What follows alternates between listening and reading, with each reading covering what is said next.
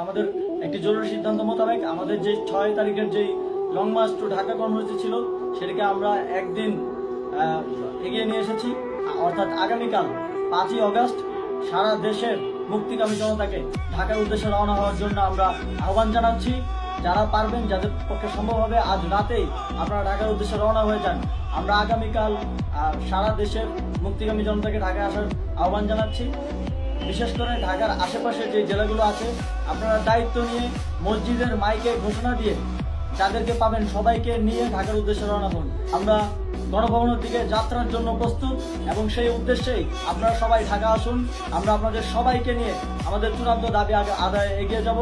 আমি জানি না সমন্বয়করা আজকে রাতে বেঁচে থাকতে পারবে কিনা, কিন্তু আপনাদের উপর আমরা এই দায়িত্ব দিচ্ছি। আপনারা সবাই নিজ দায়িত্বে ঢাকায় আসবেন আগামীকাল এবং পরশু পরিস্থিতি বিবেচনা করে পরশু গণভবনের দিকে